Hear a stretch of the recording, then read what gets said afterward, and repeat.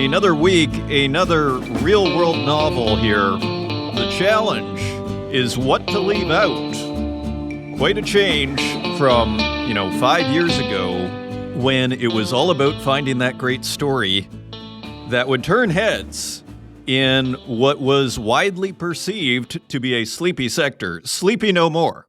Hello and welcome to the Northern Miner Podcast. My name's Adrian Pocobelli on the most exciting beat in the global news narrative, and it has some unusual associations. Of course, we saw Puerto Vallarta descend into chaos over the weekend over the killing of a drug kingpin, and this followed the big news stories the last couple of weeks with this Vizsla Silver story, which, as I was telling a fellow reporter, this story has legs.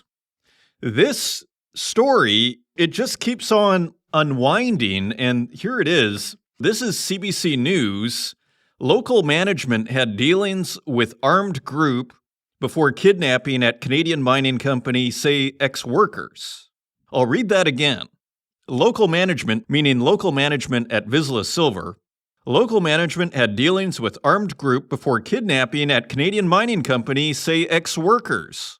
And this is by Jorge Barrera for CBC News. The on-site management of a Canadian mining company in Mexico whose workers were killed earlier this year, now literally a few weeks ago, had allegedly established some level of coordination with an organized armed group in the region, according to a former employee and two ex-contractors. Mexican federal authorities say a suspected faction of the Sinaloa cartel, a transnational drug trafficking organization, killed 5 of 10 Mexican workers kidnapped from Vancouver-based Vizsla Silver's residential facilities on January 23rd.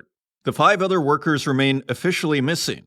So they were kidnapped from Vizsla Silver's residential facilities on January 23rd. Now, the official story that we initially heard was that this was a confusion between, warring drug cartels, and that these employees had been caught in the crossfire, so to speak, of these warring factions. Does this sound to you like confusion if the residential facilities of Vizsla Silver were raided? Let's continue. The group was abducted from a gated compound in the urban center of Concordia, a municipality that sits about 50 kilometers east of the coastal city of Mazatlan, Sinaloa. Now, it's quite interesting. I can bring this up on a map, and, you compare it again. It's remarkably close to Puerto Vallarta. It is almost the next big city on the coast north of Puerto Vallarta, interestingly. I don't know what we can make of that, but the coincidence here is interesting. And you have to wonder behind the scenes if what we're seeing in Puerto Vallarta is at all related to what we saw. Was it a response by the government, for example? Very speculative. I'd venture to say unlikely. But if we were to treat this as a novel, we would have to ask that question, wouldn't we? And perhaps the answer is no, they are completely unrelated, and this was a coincidence. Nevertheless, it is worth leaving that question at the back of our heads. Let's continue. Vizsla Silver has been conducting exploration work across 35,000 hectares in a remote and mountainous area it called the Panuco Project, which spread roughly 25 kilometers east of Concordia's urban center. While Mexican authorities occasionally entered the region on patrols, the territory was almost completely controlled by an organized armed group, says the former employee and two contractors. They did not indicate which group the armed men belonged to. The armed group piloted drones while rifle-wielding men on the back of pickup trucks roamed the area during the day, said the former Panuco Project workers. Armed plated, tank-like vehicles called monsters rolled during the night along roads that cut through Vizsla Silver's exploration areas, they said. Quote, the region was a war zone. There were 2 groups, maybe even more, and there was conflict between them, said the former Vizsla Silver employee. Due to security concerns, CBC News agreed to not reveal the names of the individuals or specific dates when they worked in Vizsla Silver's operations. All 3 worked on the company's Panuco project throughout 2025. And then we have a quote from Vizsla Silver. Quote, Vizsla Silver prioritizes the safety and security of its people and categorically denies allegations to the contrary you have attributed to former workers, said the company in an emailed statement sent to CBC News on Wednesday afternoon. Quote, "We are carefully reviewing the circumstances behind the recent tragic events and are cooperating fully with investigations led by Mexican authorities." Vizsla said in an earlier statement that its security plans were, quote, "informed by ongoing monitoring and intelligence, while guided by industry best practices and international experts," end quote. The company said it had not received, quote, "a single threat and has never been extorted or paid extortion to any group." Vizsla Silver said it also, quote, "received no ransom demand following the kidnapping." It continues, experts have told CBC News that this region of Sinaloa has been under cartel control for decades. The Sinaloa Cartel, a federation of regional organized crime groups, has fragmented into a civil war that has left thousands dead and missing across the state over the past 18 months. The fault lines of this conflict, which pits neighboring and once allied armed groups against each other, also runs through the territory where Vizsla Silver operated. The civil war began in September 2024 after one of Joaquin El Chapo Guzman's sons betrayed Ismael El Mayo Zambada Garcia and handed him over to U.S. authorities in July of the same year. El Mayo once co-led the Sinaloa cartel with El Chapo.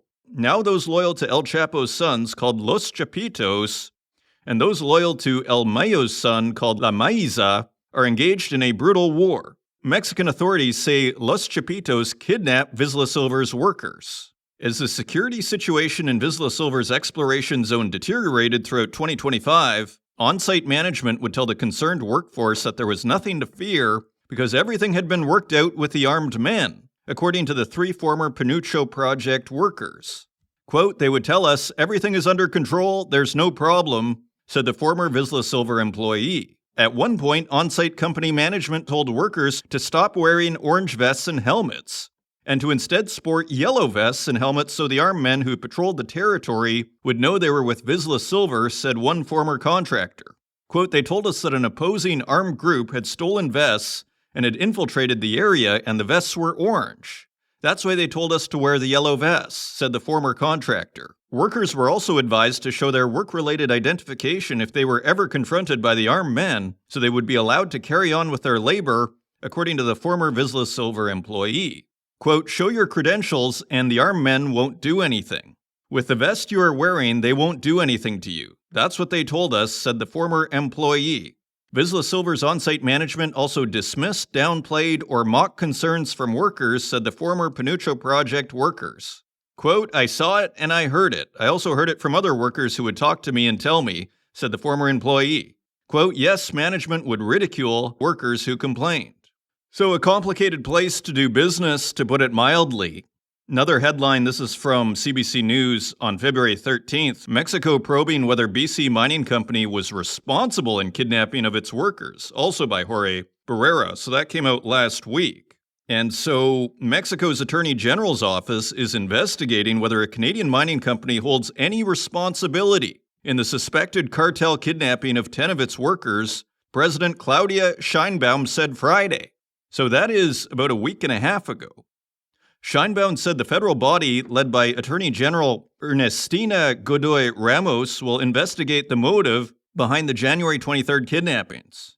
Quote, "We have to look into exactly what the labor conditions were for these miners and see if there is or isn't responsibility on the part of Vizsla Silver employees," she said during a morning news conference in Mexico. Sheinbaum said the office is also examining whether extortion or threats played a role in the kidnapping. And finally, we have El País, a Spanish-language newspaper.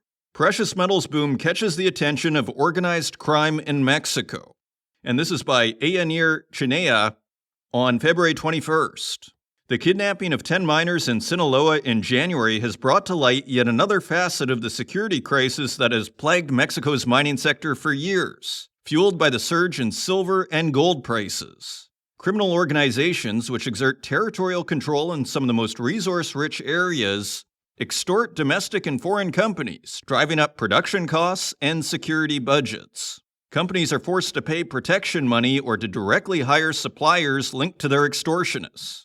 In Mexico, where this type of crime is on the rise and impacting the national economy, the murder of a group of miners is both outrageous and raises questions about when the Mexican government's strategy will effectively address this problem. Meanwhile, in the United States, where these groups are considered terrorist organizations, the risk to companies that pay to operate comes from legal channels. For John Price, an advisor to companies entering Latin America, including mining firms, a combination of market factors and criminality played a decisive role in the kidnapping of the workers from the Canadian company Vizsla Silver. Quote, silver prices are at a record high, and at times like this, the activity of informal and illegal miners increases significantly, says the managing director of the firm, America's Market Intelligence. Quote, everyone gets involved in the mining business, even if they aren't miners, including small or large organized crime groups, he adds. The price of silver has increased by more than 120% in the last 6 months, while the price of gold has risen by 50% as investors seek safe havens. This boom in the business means that both formally employed miners, like those at Vizsla Silver, and their informal colleagues end up exposed to cartel violence. Quote, the reality is that for many miners, not only Canadians but also Mexicans, it is very difficult if you have a large-scale mine or are working in silver or gold to avoid interference from organized crime, which is heavily involved in mining, Price adds. And we hear from Vizsla Silver an interesting quote, the company wishes to advise that it works with experienced, internationally recognized security advisors. End quote. It added, emphasizing that they maintain a zero-tolerance policy against bribery, corruption, and extortion. The statement explained that although physical operations on the project are suspended, engineering work continues remotely. The company has not yet specified the security situation at the camp where its employees were kidnapped. And scrolling down, we hear from the consultant Price, again, a very interesting comment. Quote, a very common way of collaborating with organized crime, and this happens throughout Mexico, is that these groups know they can't directly extort mining companies. End quote. Companies face the dilemma of masking their payments due to pressure from Washington to cut funding to narco-terrorism, as well as the need to comply with other laws in the U.S. where they are financed through the stock market. Quote, that's why they buy different companies that supply the mining companies. The transporters who take the workers from the camps where they sleep, the food suppliers, the transportation companies that take the ore to the processor. End quote. In this way, he asserts the companies can mitigate the threats from organized crime without directly violating regulations of their own corporate governance. Big news in Mexico. Shifting over to Congo, another big development. After really a bit of a quiet time on the Congo front, we have an exclusive from Reuters. Congo offers tantalum deposit under M23 control to U.S. and Minerals Pact, documents show. This is February 18th on Reuters.com, and here is the story. The Democratic Republic of Congo added the rebel-held Rubaya Coltan mine, one of the world's richest tantalum deposits, to a short list of strategic assets it is offering to the United States under a mineral cooperations framework, a government document seen by Reuters shows. Seems like it makes sense. If it's in a contested area, but which is legally the Democratic Republic of Congo in terms of recognized borders, in a sense, the Congo might as well cut a deal with whoever's willing to get rid of the M23 out of that area. A senior Congolese official and a U.S. diplomat confirmed the inclusion of Rubaya on the shortlist presented to a DRC-U.S. meeting in Washington on February 5th to advance their strategic minerals partnership agreed in December. They spoke on condition of anonymity due to the sensitivity of the matter. The move puts Rubaya, despite being held by Rwandan-backed AFC M23 rebels, into Kinshasa's bid to draw U.S. investment into the mineral-rich but conflict-torn eastern Congo. It could give Washington access to highly sought tantalum, a heat-resistant metal processed from coltan ore used by makers of semiconductors, aerospace components, computers, mobile phones, and gas turbines. Congo estimates that the Rubaya mine needs $50 million to $150 million to restart and ramp up commercial output. With rapid cost recovery expected due to soaring global demand for tantalum, the document says. Scrolling down, Rubaya could deliver, quote, a fully traceable, conflict-free, end quote, tantalum supply compliant with U.S. procurement rules, the DRC government document says. Rubaya accounts for 15% of the world's coltan output, all dug manually by impoverished locals earning a few dollars a day. So, very interesting developments in Congo. Another interesting development also related to the Congo and U.S. Congo replaces Gécamines' leadership amid minerals talks with U.S. And this is Reuters via mining.com on February 23rd, yesterday. The Democratic Republic of Congo's president has replaced the board chair and chief executive of state miner Gécamines, the government said on Monday. A major shakeup that comes at a time when negotiations with Washington over a minerals deal take shape. Deogratius Ngele Masudi, a senior state official, will take over as the new chair, and Baraka Kambemba will become the chief executive, according to an official statement read on state TV. So, more interesting developments, and we continue around the world here. This is the South China Morning Post. China's gallium grip looms over Trump's Beijing visit as critical deadline nears.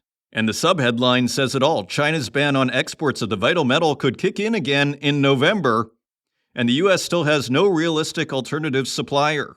Indeed, it's coming up sooner than we realize. A year felt like a long time 4 months ago.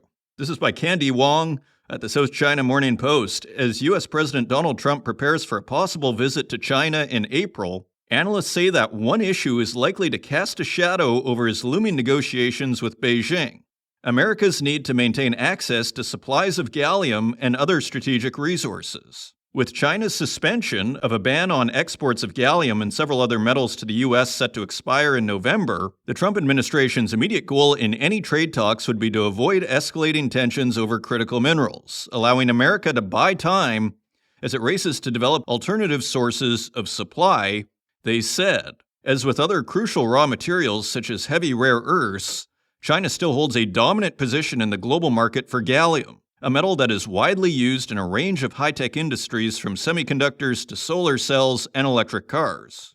China accounts for nearly 99% of global primary production of gallium, according to a report by the mining firm Cerro de Pasco Resources.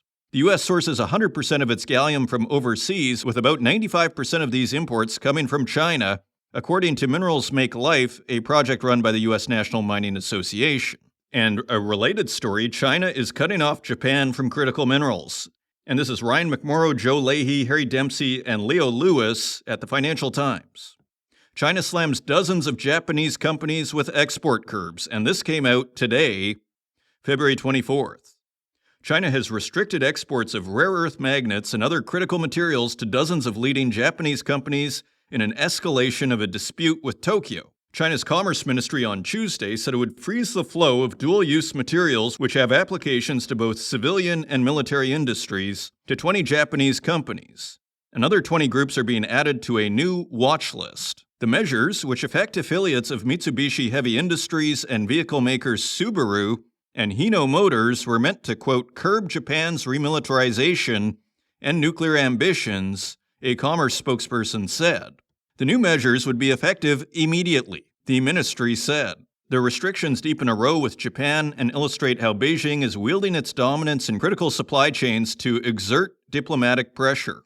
The global automotive industry is heavily dependent on China for rare earth magnets. And finally, the dispute arose in November after Prime Minister Sanae Takaichi said a hypothetical Chinese invasion of Taiwan could pose, quote, an existential threat to Japan, suggesting Tokyo could respond with armed force. Beijing claims sovereignty over Taiwan and has threatened to exert its claim militarily if Taipei resists indefinitely. Scrolling down, at the Munich Security Conference this month, China's Foreign Minister Wang Yi accused Tokyo of harboring ambitions of occupying Taiwan, which was a Japanese colony under the Allied victory in the Second World War. Quote, the erroneous remarks by Japanese leaders on the Taiwan issue exposed Japan's undying ambition to invade and colonize Taiwan, and the lingering specter of reviving militarism, Wang said. So a very interesting take from China. Never heard of the notion that Japan may want to take Taiwan for itself. Now, another story we've been looking at is the uranium in Niger. And there's a French article in Afrimag, as it's called, Afrimag, which is basically saying uranium from 156 tons to 156,000. The error that inflamed the numbers, as I translate for you, by the editors over at Afrimag. And let's just get the Google Translate here. I mean, as far as this story can be humorous, it's kind of funny. As we were commenting last episode, here they're saying 156,000 tons of yellowcake was thought to be in dispute in Niger. And they're pointing out that when you write in French, the comma is treated as a period in English. In other words, 156,231 in French is the equivalent of 156.231 tons, not 156,000 tons. As it says, and this is translated, however, several international media relate a volume of 156,000 tons, transforming a few hundred tons into a stock equivalent to several years of global production. The figure of around 156 tons is nothing new. At the end of 2025, during a joint press briefing by the Ministers of Mines and Justice, the authorities had already put forward this volume corresponding to production prior to nationalization, on which the sharing of Orano 64% and the public company Sopamine 37%. Now the thing is, visualize 156 tons of uranium yellowcake.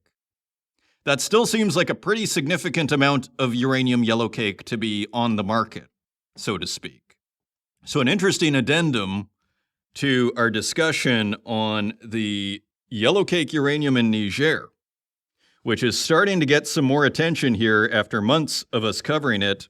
And also, big story out of Nikkei Asia. China eyes Hong Kong as gold trading hub in bid for market dominance.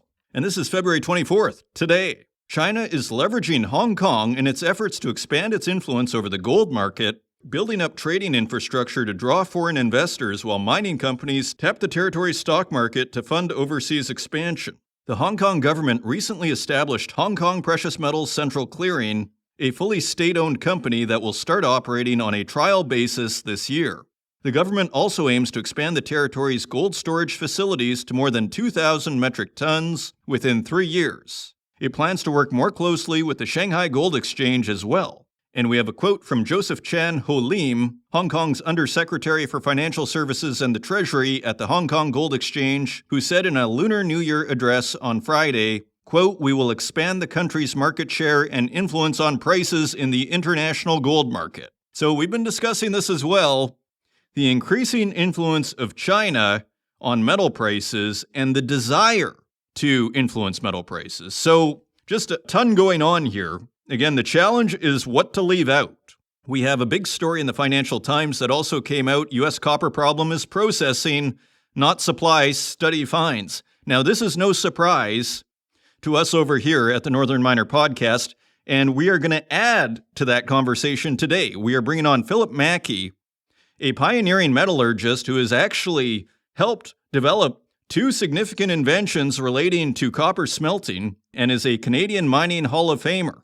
So I'm very pleased to bring on Phillip Mackey onto this week's show for an extended interview on metals processing in the world and in Canada, with particular regard to copper and nickel. And also coming up on this week's Spotlight, we have Antimony Resources, James Atkinson, who is Director and CEO, and he discusses the company's Bald Hill Antimony Project in New Brunswick.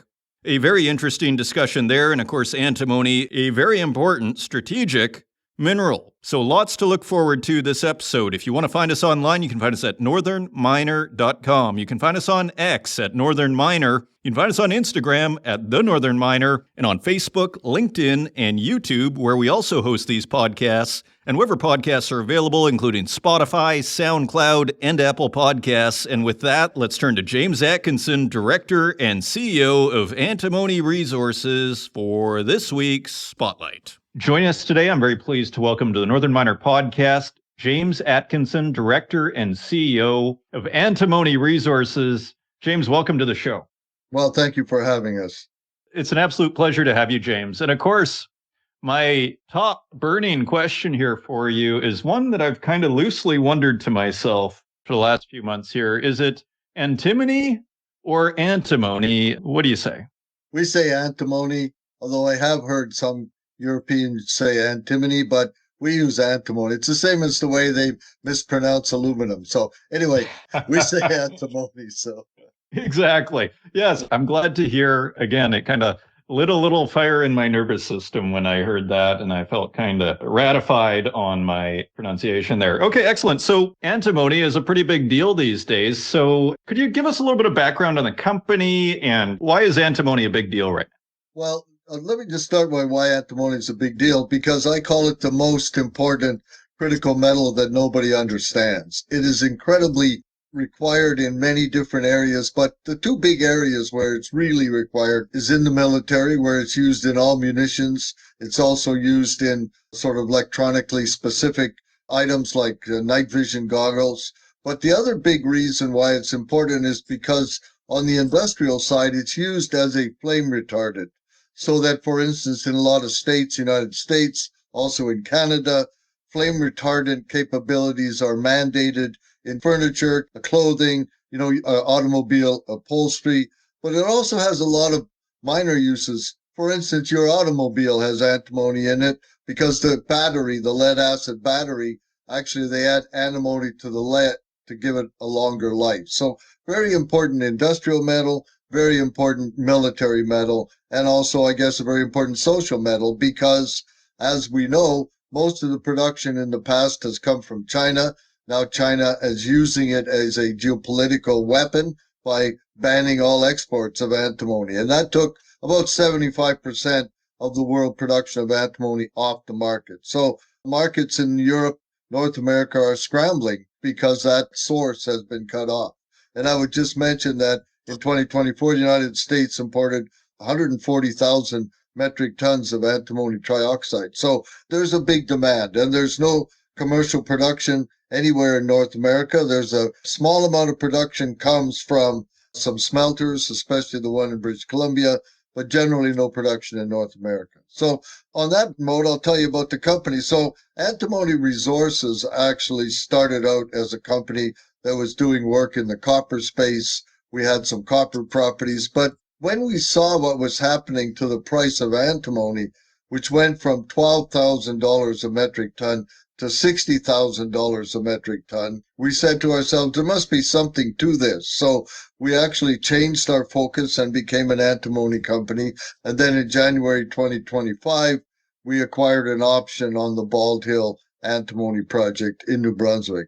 Now, in terms of projects, then, you're mentioning North America. Is that where you are sourcing your antimony? Where is Antimony Resources focused? Well, our project, we have only one project. It's a major project, but we only have one. It's actually in New Brunswick in eastern Canada. It's situated in southern New Brunswick. It's in a very easy access place. It's about 80 kilometers from St. John, which is a deep water port, about 100 kilometers from the capital city of Fredericton. And it's in an area where we actually have very good access. As you can imagine, we have lots of roads, farm roads, county roads, municipal roads. So very good access, also very good power. We're only about 150 kilometers from the Point Lepreau nuclear power plant, which of course is the major power supply for New Brunswick. We have power lines crossing the property and, so very, very good access. So it's a very well situated property. Otherwise, we also have very good situation because the land that our project is working on is all private land, mostly owned by a company called Irving Woodlands, big, big company in the Maritimes. And we have an agreement with them to do work on their property so we can get ahead with what we have to do. The other thing is in the area is generally not well populated. So we do have a couple of private landowners in our area and we work with them and, we get their permission and we also pay them for damages and whatever as part of our exploration. But dominantly our exploration is on Irving Woodlands property. So very well located in Canada. We're about less than 100 kilometers from the U.S. border. So as part of the whole friendshoring thing, which the United States is interested in, we're pretty friendly close. So. Okay, excellent. And in terms of what is there, where are you in this project? How do you know what's there? Have you been drilling it out? How far along is this? The project has about 50 drill holes into it now. We are in the process of drilling another 10,000 meters. The 10,000 meters that we're drilling is actually going to be definition drilling, which means it will be drilled on a closed space grid to give us the kind of information and data we need to do a resource. There's never been a resource done on the property. There has been a technical report which projects the potential of the property, and the potential of the property that was calculated during that technical report was about between 2.5 and 2.75 million tons, grading between 4 and 5%, which gives us about 80 to 100,000 metric tons of contained antimony. Now, according to the rules, we're not allowed to say that. That's sort of what we calculate based on what we know of the grade and the tonnage. So what we're doing right now is we're actually trying to confirm that number by doing detailed drilling, about 10,000 meters, as I said. We will also be continuing our exploration of the project. The deposit itself is approximately 600 meters long that we've defined. It's open in all directions. It's also still open at depth. We've drilled down to 400 meters and we've still encountered the mineralization. But equally interesting, I would say, is that we've also identified 3 other areas of high-grade antimony mineralization on the property, and we will be busy exploring those areas this year. One of the areas, in fact, is being drilled right now, and I'll tell you a story about that. That was actually discovered when our guys were putting in drill roads. So they were putting a drill road in with an excavator and a dozer, and lo and behold, they dug up some mineralization that had never been seen before. So this is brand new. It's never been explored. We now have 3 drill holes into it. We'll drill probably 4 or 5 more. They traced it over about 100 meters, and our drilling has confirmed, at least at about 75 meters depth, that we can find it over 100 meters. So that's a very interesting part. We also have 2 other areas on the property where we have mineralization. One we've traced by trenching over 150 meters, and the other one was just been only trenched a little bit, and they have found massive stibnite. The mineral that we like to see that contains the antimony is called stibnite. It's a sulfide mineral, very simple mineral. And so we find it in places. And one of the interesting things about our project, as opposed to, let's say, a gold project, is we can see the mineralization, so that when we see 1 meter of massive stibnite, or we know we're going to get high assay. So we can sort of direct our work based on what we see and not having to wait for the assays from the laboratory. So we think it's a pretty interesting project. We got, like I said, 3 drills working on it now. They'll be drilling 10,000 meters, and we'll also be doing trenching.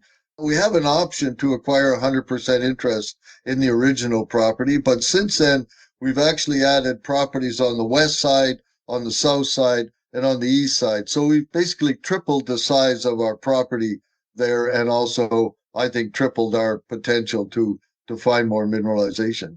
Sounds very exciting, James, and I love that story about the bulldozer. And so what is the roadmap here? How do you see things playing out here in the next, say, 6 months to 2 years? What are you hoping to accomplish here? Well, we hope to have a 43101 resource by the end of the summer. We expect to be finishing our definition drilling by the end of spring, probably early April or to mid-April. We probably will have a resource calculated by summer, and we'll try to make at that time a decision about whether we want to do a PEA or not. But at least we'll have, by the end of the summer, we'll have a resource, and then we can sit back and decide what we want to do with that. Now, the resource will be calculated on what we call the main zone. And don't forget, there are 3 other zones that will be drilled in the meantime. Whether or not they will add to the resource at this time, we're not really sure, because we also understand we probably won't have the kind of detailed drilling in those other zones that we would require to actually calculate a resource. We definitely will have enough detail, I think, in the main zone to calculate a resource.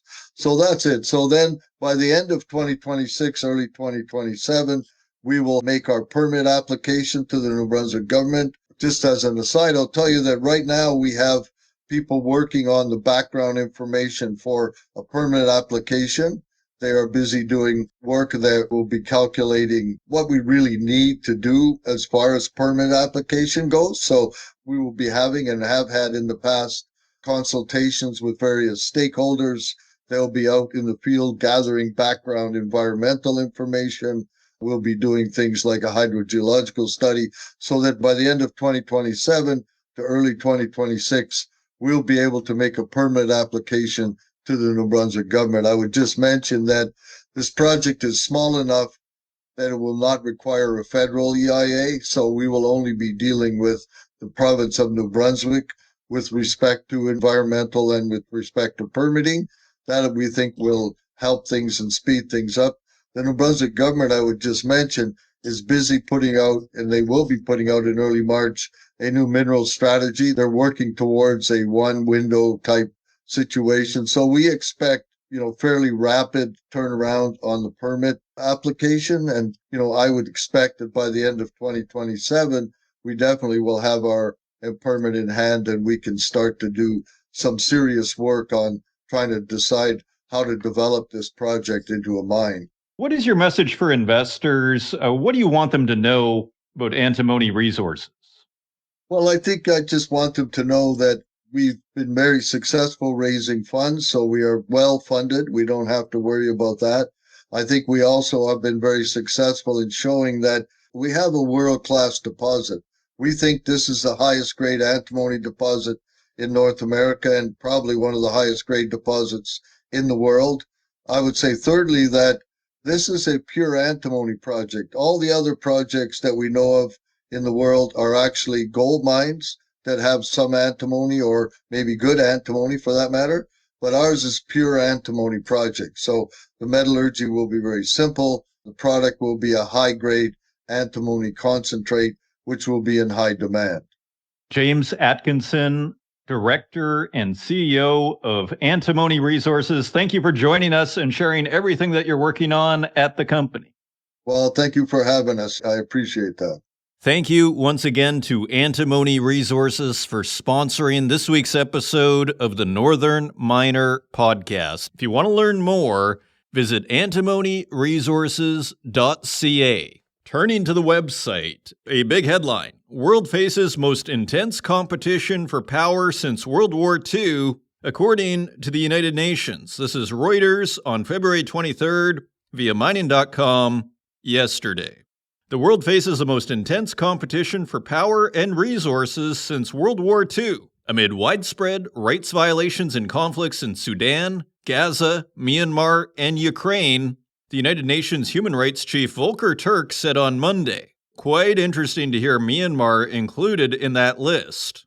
Quote, a fierce competition for power, control, and resources is playing out on the world stage at a rate and intensity unseen for the past 80 years, said the UN's High Commissioner for the Office of Human Rights at the opening of the Human Rights Council. UN Secretary General Antonio Guterres also spoke on the matter at the Council, saying, quote, the rule of law is being outmuscled by the rule of force, end quote.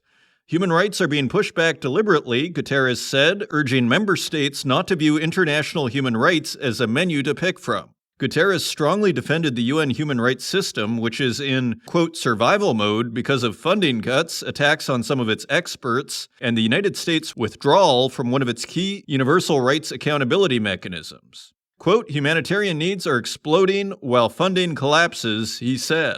The UN Human Rights Office, like other parts of the organization, faces a budget crunch following the decision to cut funding by the United States, the top donor to the UN, as well as other governments. Washington in February paid about $160 million of the more than $4 billion it owes to the UN, a United Nations spokesperson said on Thursday. And continuing on, United States open to metal tariff enforcement adjustment, Greer says. This is Bloomberg News via mining.com, and of course, I asked Phillip Mackey at the end of the interview about tariffs and his view on how that is impacting industrial metals. U.S. Trade Representative Jameson Greer signaled that the Trump administration is open to changing how its broad tariffs on steel and aluminum are enforced amid pressure from business groups and trading partners. Quote, you may want to sometimes adjust the way some of the tariffs are applied for compliance purposes, Greer said Tuesday on CNBC. Quote, we've heard stories of companies that have had to hire extra people for compliance. We're not trying to have people do so much bean counting. They're not running their company correctly. End quote. Greer said the underlying metals tariffs would remain, calling them, quote, very successful, end quote, in boosting the domestic industry. Quote, clearly those are going the right direction. They're going to stay in place, he said. So mixed signals there. It sounds like this is not Jameson Greer's call at the end of the day. And so probably trying to hedge somewhat his answer. Continuing on, a related story. Power trumps tariffs as another U.S. aluminum smelter shuts. This is Reuters via mining.com on February 19th. U.S. import tariffs haven't been enough to stop the United States losing another aluminum smelter, leaving the country with just 5 primary metal production plants. Century Aluminum suspended production at its Hawesville smelter in 2022 as energy prices spiked in the wake of Russia's invasion of Ukraine. The company expected to resume operations within a year once power prices abated. But they didn't, and Century has now sold the Kentucky site to digital infrastructure company TeraWulf. Aluminum smelters are massive users of energy, with a modern plant using more power than a city the size of Boston. And this is another subject that is discussed with Phillip Mackey later on this episode. And it continues. U.S. President Donald Trump hiked aluminum import tariffs to 50% last year with the stated goal of halting the decades-long slide in domestic primary metal capacity. The immediate impact has been limited to Century's restart of 50,000 metric tons of annual capacity at its Mount Holly smelter in South Carolina. Tariffs helped, but an extension of the current power supply deal with local energy provider Santee Cooper was arguably more important. The plant is due to return to near-capacity utilization of 220,000 tons per year by the middle of 2026. The future promise is a state-of-the-art greenfield smelter in Oklahoma, a 60-40 joint venture between Emirates Global Aluminum and Century. Now, this is quite interesting, isn't it? Because we hear about the AI race and how really, when it's all said and done, it's going to boil down to the cost of energy. And I think we're seeing the same thing in the metals markets, and as many commentators have also pointed out, metals processing capacity is the bottleneck of metal production capacity. And increasingly, I would argue, this is an energy issue. How are you going to compete with other metals processors that have a lower cost of energy than you do? I don't see a way around that. So it's all about the cost of energy at the end of the day. Until then, it's subsidies, which is really just bleeding taxpayers, which is arguably just bleeding your economy. And a related story, Century's Iceland aluminum smelter to return sooner than expected. This is Reuters via mining.com on February 19th. U.S. aluminum producer Century Aluminum said on Thursday that repairs would allow the shuttered capacity at its Grundartangi smelter in Iceland to restart by the end of April, around 6 months sooner than previously guided. The 320,000 metric ton per year plant had to cut production by 2/3 in late October due to electric equipment failure, pushing up European aluminum premiums, which are currently at a 1-year high of $356 per ton. And here's a quote from Century CEO Jesse Gary, who said on their earnings call, quote, "The good news here is that we expect we will be able to repair some of the damaged transformers and begin to restart line 2 at the end of April, about 6 months sooner than originally anticipated." So interesting there. Continuing on, U.S. agencies have developed critical minerals price floor system. It's Bloomberg News via mining.com. Again, any of these headlines would have led 5 years ago. Here we are half an hour into the show, and we're still coming up with huge headlines. And this is Bloomberg News via mining.com. The U.S. has developed a critical minerals price floor system that it's pitching to allies as the Trump administration and more than 50 countries look to reduce dependence on China for the resources that are deemed critical to national security. Under Secretary of State for Economic Affairs Jacob Hellberg said multiple U.S. agencies have developed the system and are having conversations with allies and partners. It's the latest update to progress being made by the U.S. and its allies to ring-fence Western companies from China's pressure on those markets. Now, this is another issue that I discussed with Phillip Mackey, the issue of price floors. Quote, "We have had multiple agencies take a close look at this. They've developed a very, very sophisticated price floor system that we are having conversations with our allies and partners about," Hellberg said in an interview at the Defense Tech Leadership Summit in West Palm Beach, Florida, with Bloomberg Television. Quote, "We're very excited about it because pricing is the key to unlocking private investment." So price floors look like they're becoming closer to being formalized. And we have another related story. This is a column by Reuters on mining.com. West needs its own pricing to escape China's rare earths grip.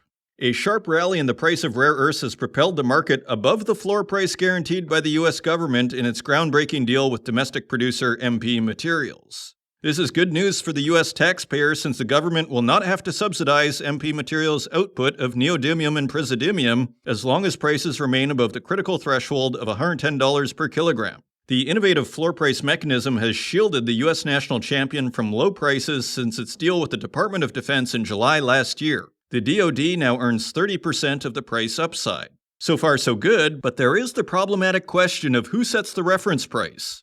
And right now it's China. If the West wants to loosen China's chokehold on rare earths, it needs not just its own production base, but its own market pricing mechanism. And so we're starting to see come to the surface a theme that's been around for years, which is a bifurcation of pricing in the metals markets. We saw there with that earlier story of gold in Hong Kong, we've seen China wanting to assert more control over pricing, and now you're starting to see the West say, you know what, we need pricing and we can't have China doing it for us.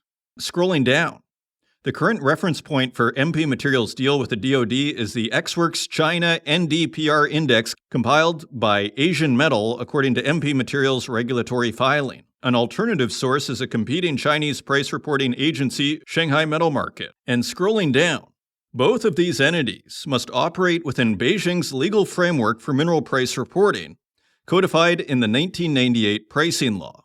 This, according to a November 2025 report by a U.S. Select Committee on China, quote, effectively makes it illegal to publish prices that deviate from the PRC government's wishes, end quote.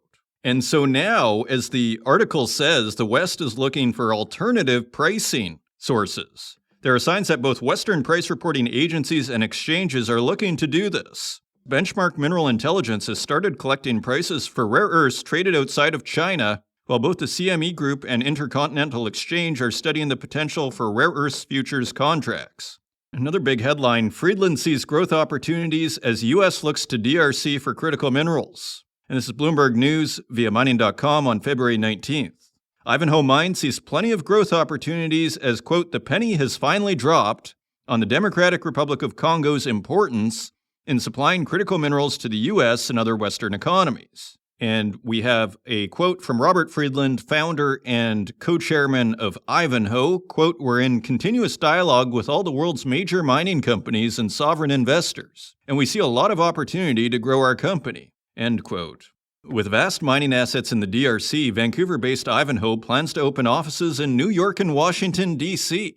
As executives work to understand the U.S. government's viewpoint, he said. And here's another quote from Friedland. It's fair to say that the U.S. places the Democratic Republic of Congo at the highest order of priority internationally. And scrolling down, he also said, quote, I have never in my lifetime seen the intensity and the focus of interest in the expansion of mineral development, not only in the Congo and in Zambia and in Angola and in South Africa, but around the world. There's a more sober understanding now that all critical materials depend largely on Africa for their development. So, interesting as ever from Robert Friedland. And continuing on, another critical mineral in the spotlight, tungsten crunch can be fixed before prices spike further, according to BMO, and this is by an editor at mining.com. Tungsten prices have surged fivefold over the past year as prolonged underinvestment and tightening Chinese supply push the market toward what analysts warn could become a severe global shortage. In a note published on Monday, BMO Global Commodities research analysts George Heppel and Helen Amos say the world has sleepwalked into a tungsten crunch, driven by persistent ore grade declines, environmental restrictions, and a lack of new mining investment. With global inventories critically low and another deficit forecast for 2026, they expect the tightness to persist. Scrolling down, it says that China dominates roughly 75% of global supply. Continuing on, Newmont Barrick rift over Nevada heats up. This by Cecilia Jamasmi at mining.com. Another story we've seen kind of simmer and starting to bubble a little bit. Barrick's already complicated plan to spin off its North American assets has hit another obstacle after joint venture partner Newmont issued a notice of default, escalating tensions over their prized Nevada operations. In a filing late Thursday with the U.S. Securities and Exchange Commission, Newmont said Barrick diverted resources from Nevada gold mines to advance its wholly owned 4 Mile project. Newmont holds a contractual right of first refusal over moves affecting the venture, and argues the alleged actions breached the company's 2019 joint venture agreement. So Newmont accuses Barrick of breaching the agreement in the JV. Newmont said it notified Barrick of the issue last month and sent the formal notice in early February. Under their JV agreement, a partner accused of breaching the pact has 30 days to remedy the issue or begin corrective action. If the dispute remains unresolved, it can be taken to court in Nevada. And we have a quote from Newmont that said in its 10-K filing, quote, "Although we continue to work with Barrick to improve the performance of NGM, Nevada Gold Mines, and will take appropriate steps to address this matter, any such disagreements could have a material effect of our interest in NGM, the business of NGM, or the portion of our growth strategy related to NGM." Now, from my understanding, which is preliminary, it seemed like Barrick wanted to spin off the Nevada properties, and that Newmont felt like it wasn't being consulted or that things were being done without their agreement, was the impression that I was getting, and one wonders if putting out a lawsuit, if this is Newmont's way of basically halting any potential unilateral moves by Barrick by basically freezing everything in a court battle. Those are your news stories. Now, let's take a look at metal prices.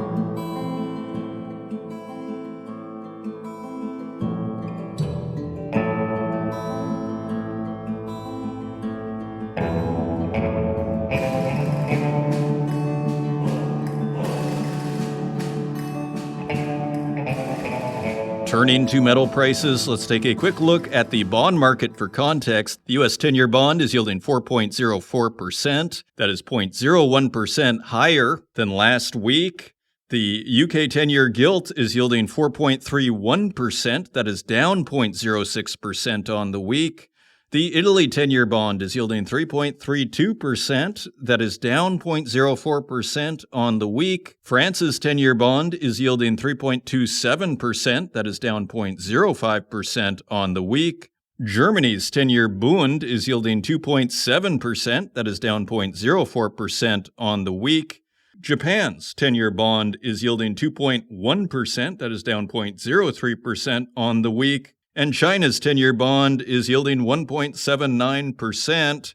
That is down 0.02% on the week. So 10-year bond yields edge lower, while the U.S. more or less edges sideways. Turning to precious metals, gold is trading at $5,194.30 per ounce. That is $253 higher than last week, well above $5,000 once again. Silver is trading at $88.29 per ounce. That is $14 higher on the week. So big jump in silver. Platinum is trading at $2,162.30 per ounce. That is $112 higher than last week. And palladium is trading at $1,775 even. That is $4 higher than last week. So precious metals higher, particularly silver, and gold and platinum getting an honorable mention on the week, while palladium more or less sideways. Turning to industrial metals, copper is trading at $5.79 per pound. That is 2 cents higher on the week. Iron ore is trading at $99.33 per metric ton. That is 33 cents lower on the week, so basically even. Aluminum is trading at $1.40 per pound. That is 2 cents higher on the week. Lead is unchanged at 89 cents per pound. Nickel is higher at $7.84 per pound. That is 6 cents higher on the week. And tin edges slightly lower at $21.12 per pound. That is 6 cents lower on the week.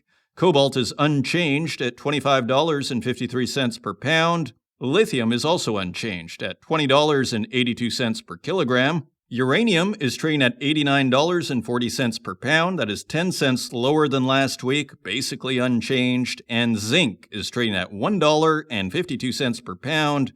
That is 3 cents higher on the week.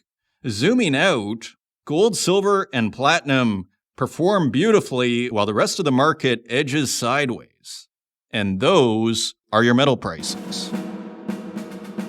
Coming up, I'm very pleased to welcome to the program Phillip Mackey, a renowned metallurgist with 2 major contributions in copper smelting, as well as member of the Canadian Mining Hall of Fame. and we have an in-depth discussion on metals processing and the challenges that the West faces in building out its processing capacity. How is Canada doing? How is the U.S. doing? Are tariffs helping? And more. I hope you enjoy the conversation, and I will see you on the other side.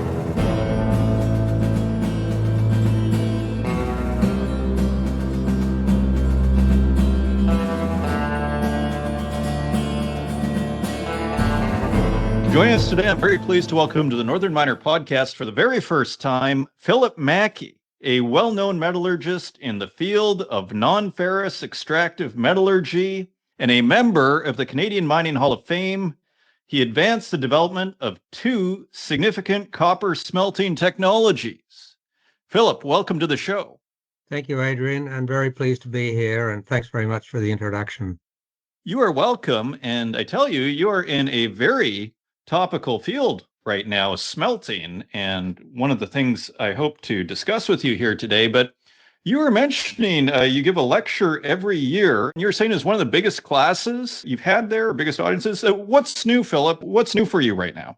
Yeah, well, that particular event, that was 2 weeks ago. We give this lecture with Dr. Jan Nesset, who's also well-known in Canadian mineral processing. Yeah, we found it's a very engaged class.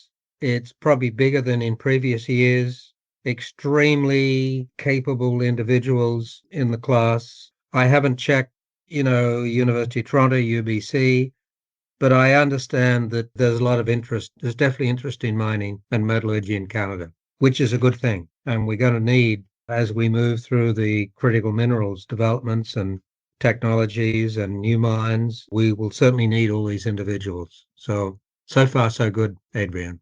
Indeed, it seems like we've been hearing anecdotally for the last few years that, sentiment is changing among the youth and that there's more interest, but it almost feels like we're going from, qualitative data to quantitative. You're starting to see bigger crowds, at these lectures. So quite interesting. So in terms of processing then, what is your assessment on, say, copper processing, nickel metals processing, and, just processing in general in the world right now? Like, where are we?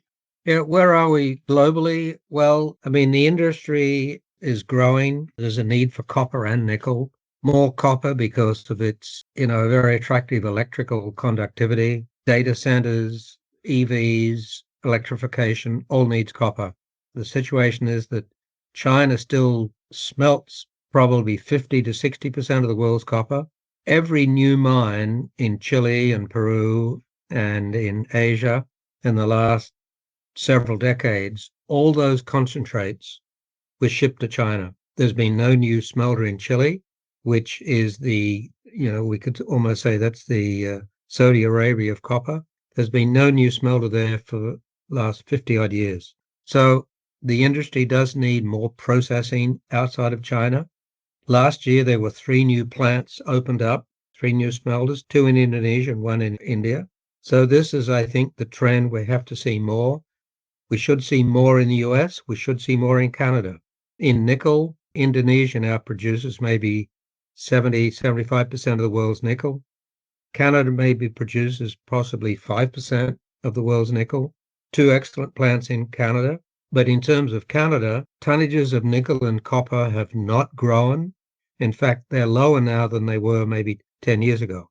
That will change, but it's going to take time. And it won't happen right away. The federal government has identified projects, but I think that's going to take time before we see much of an increase, probably 3, 4, 5 years, before we see an increase in nickel and copper production in Canada. So that's about where we are, Adrian.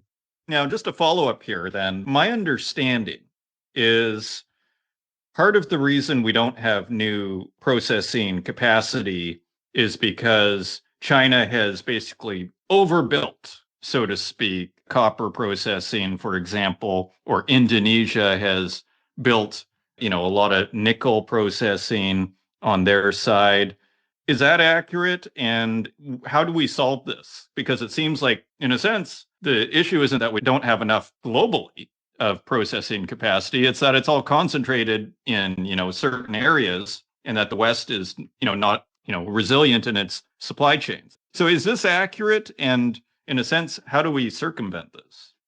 Very good question. It's not an easy problem. Yes, it's accurate. When you look at the 75% nickel in Indonesia, 50 to 60% of smelting refining capacity in China, so 60% of Canada's mined copper, it's shipped to Europe and China. I don't know. Historically, there's probably a fear of smelters and refineries. I mean, Sudbury in the 1950s was not that attractive a place. It's completely different now. I think the industry has to promote that, some of the processing plants in Europe, like Boliden Harjavalta's one in Finland, it's an exceptionally modern, environmentally friendly plant. FMI, Freeport McMoran, they run a very clean, efficient, productive smelter in Spain. We could be doing the same in Canada. So I think the industry probably has to do a bit more promotion that these plants are benign, efficient. And also, Adrian, there's several new hydrometallurgical processes that are understudy at a laboratory scale. Two of these were presented, by the way, at COP25, a conference that was in Phoenix, Arizona in November last year. This almost could be a paradigm shift if they're successful. One of them is called Stillbright in the US, and another one is called Banksia in Australia. And these plants, if successful, could be a bit of a paradigm shift. It might mean a smallish plant could be built at the mine site, for example, in BC. We already have a nickel plant in Newfoundland at Long Harbour. That site could probably attract a refinery or a smelter, and there's going to be some local concentrates produced in Newfoundland, or material could be shipped from Chile. So there's lots of opportunities in the country.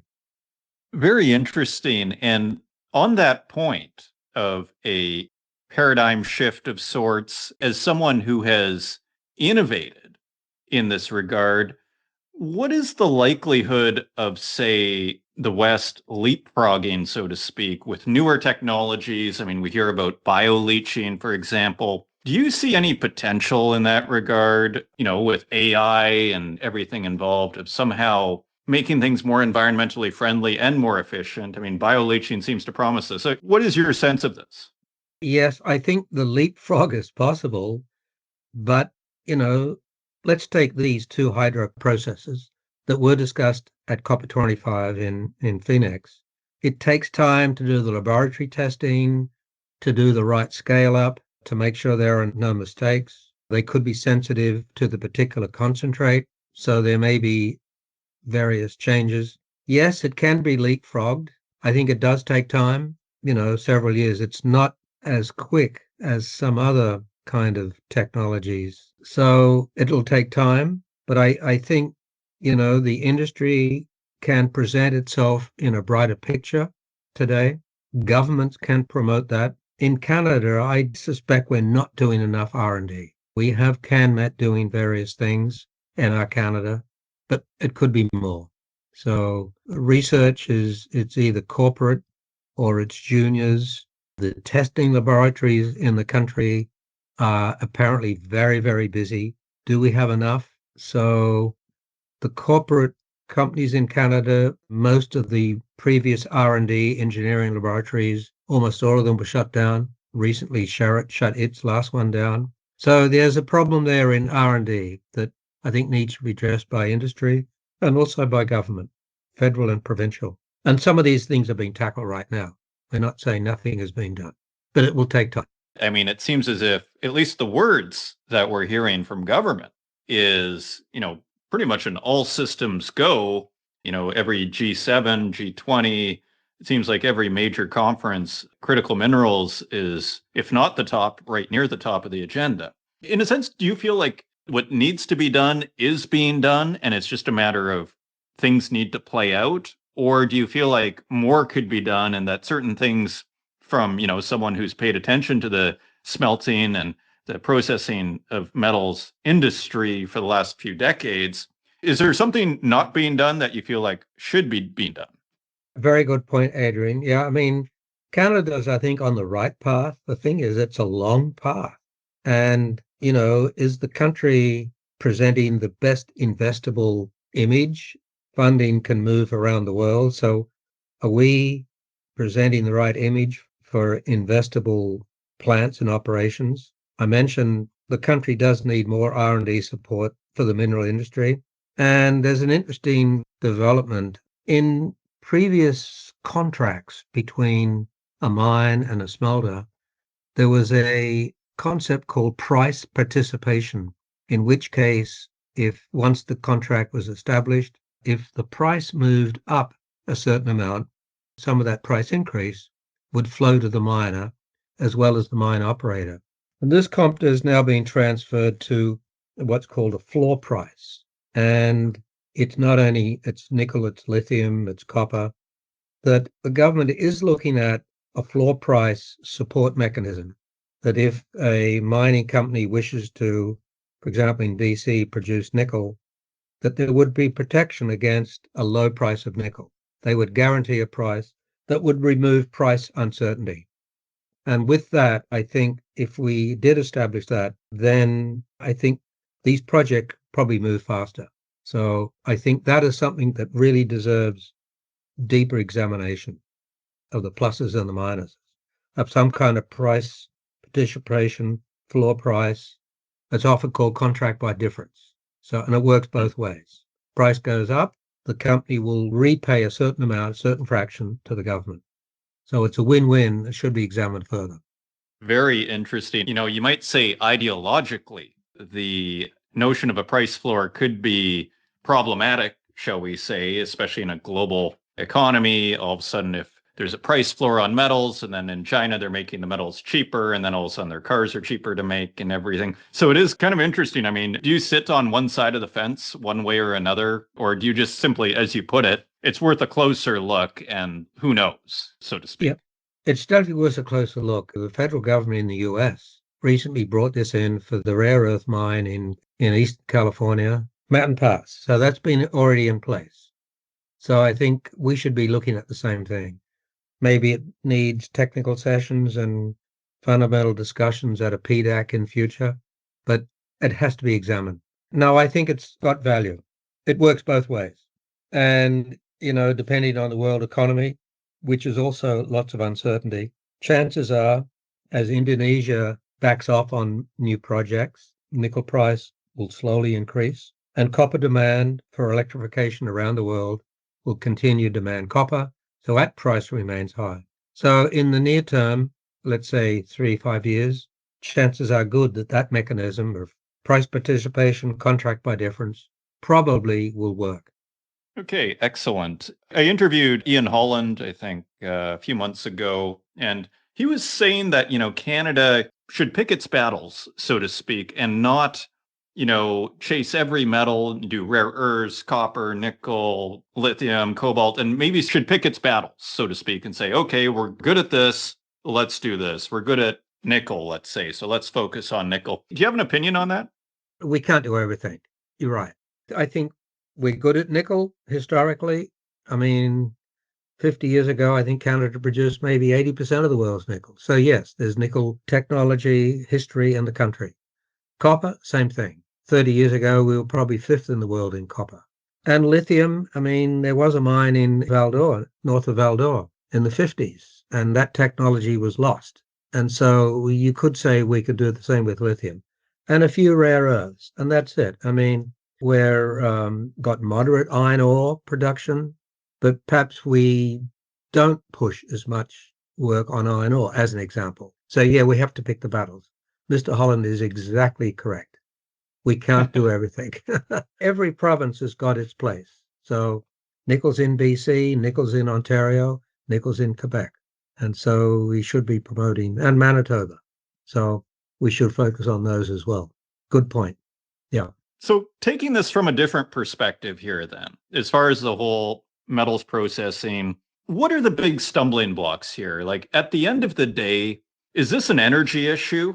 Is this a cost of energy issue when we boil everything down? And if that's the case, will we ever have cheaper energy than China? Yeah, I think the cheap energy in China is a bit of an artificial price. A lot of it's coal-fired. Canada has got, I don't know the figures, but I think countrywide, it's probably 60% of the country's electricity is hydro across the country. It's probably 90% in Quebec and probably 60% in BC and less than that in Ontario. So I don't believe it's an energy limited situation. I think the country has to be seen as being investable. I think everything the federal government is doing globally is trying to promote that. That's a fundamental thing. Will we get the investors here? Will they want to invest in the ones that we're going to pick, the coppers, the nickels, and the lithium? And, CIM, Mining Association of Canada, PDAC groups, I think they're doing everything they can to promote mining in Canada. So the country has to be investable. And we pick the battles, we pick the minerals, we grow the R&D, and we have floor price. I think they're the things that have to be done to speed it up. Okay, excellent. So, in other words, this is more of a financial investment issue than a fundamentals issue in a sense. Should the investment be able to come in to the country, should the regulatory framework, should the climate, so to speak, be attractive enough for global capital to come in, for example, there's nothing stopping from a fundamentals point of view, say a limit of energy or energy cost being too high or some other factor that is stopping this. Like from your perspective, this is primarily a financial investment issue. Yeah, I think it is. Technology we have, as you say, energy prices shouldn't be too high. I think we're competitive on energy, except there are pockets, of course. I think, at one point there was pressure for Saskatchewan to close coal-fired plants. I think we should keep coal-fired plants going as long as reasonable, as long as it's attractive. There can be, limits on that, but it shouldn't happen right away. So, yeah, we have to have attractive energy prices. I believe we do. So you're right. It boils down to, can we get the investments? The Europeans, they have shortages of a range of metals. There's not much nickel produced in Europe, for example, primary nickel. We can supply those demands with investments from Europe. And there's not a lot of nickel produced in North and South America. That can be promoted as well. Yeah, that's where we are there, Adrian. Okay, excellent. And just taking things from another perspective, what is China, in a sense, doing right? Why are they, so dominant? Maybe it's an obvious answer, but I mean, from your perspective, like, what is China doing right? Should we be trying to emulate things that they're doing? Is this temporary? As you said, maybe the energy situation is a bit of a mirage to a certain degree. What are they doing right? What can we learn from what China has done here? Yeah, that's a very good question. I mean, you can look at the number of engineers, for example, that they graduate. I know, for example, Jinchuan. Jinchuan is the Sudbury of China. Huge nickel deposit, was discovered in the 50s. Huge plant. They've got fabulous R&D facilities at the plant. So they've done a lot of innovative work. They kind of copied us from the 60s, the 70s up to now. So I think they built on what they saw in the West. We fell a little bit behind. So they're doing lots of things right. Some of the plants environmentally are awful. They still are, but some of them are probably the best in the world. So they're doing a lot of things right. It's, of course, a different political system. They can do things that we can't, or it takes longer here. But putting that aside for a moment, when they decide to do something, usually they do it well. And they've imported technology from all over the world. They've imported technology from Australia, from Canada, certainly from Finland, from Europe. And some of the plants are very, very good. So we just have to keep doing what we did in the past and do it better and do it faster. Indeed. And so as we start to wrap up here, Philip, you're focused on copper and nickel primarily. Is that correct? And what are you working on these days? And kind of what's exciting you when you look at, metals processing in 2026? Good thing. Yeah, primarily nickel, copper, platinum, palladium, gold, silver, I would say. Copper, nickel, platinum, palladium, gold, silver, and a little bit of lead and zinc. I'm working with a number of junior companies working to produce several projects in Canada. Interesting that there are several older mining sites that have been re-examined for potential, production. For example, there's the project at Gaspé to, restart the old mine there. There's several of those around the country. I'm involved in some of them. So, yeah, that's what I like, working with people and developing these new projects. So that keeps me busy and I guess happy. Good. Well, if you do what you love, usually that's the one of the best ways to be happy out there, isn't it?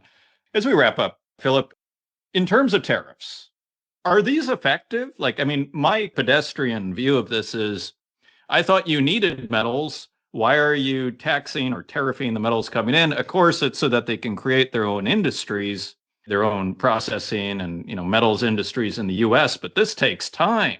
What is your sense of tariffs? Is this an effective strategy from the American point of view? I don't think I'm an expert in that, but it doesn't seem to be the right approach. We understand that the American consumers are probably paying for most of it. I don't think we've seen any new plants announced in the US, maybe one or two car factories in the last 12 months. So it doesn't seem the right approach. We did forget to say aluminium. I'm not really much involved in aluminium. I actually have some technical papers in aluminium, by the way. But that is another area where we do excel in several provinces, big in Quebec.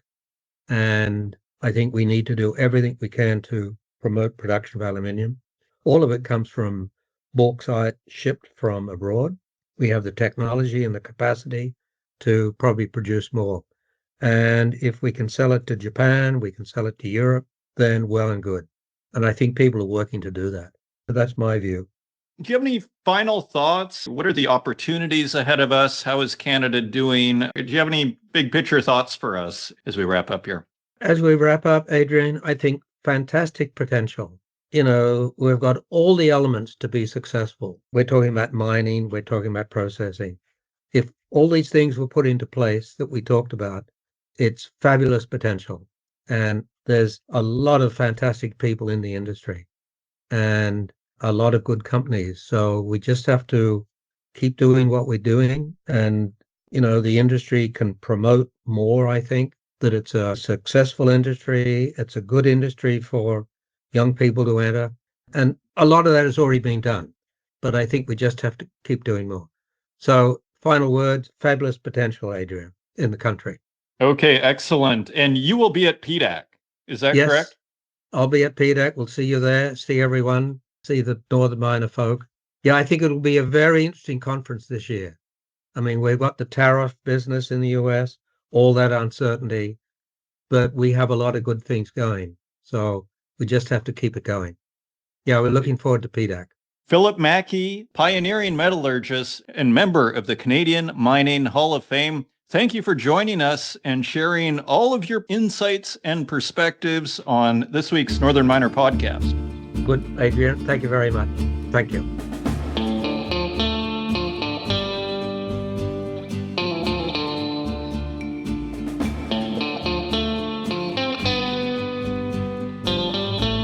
Thank you once again to Antimony Resources for sponsoring this week's episode of the Northern Miner Podcast. If you want to learn more, visit antimonyresources.ca.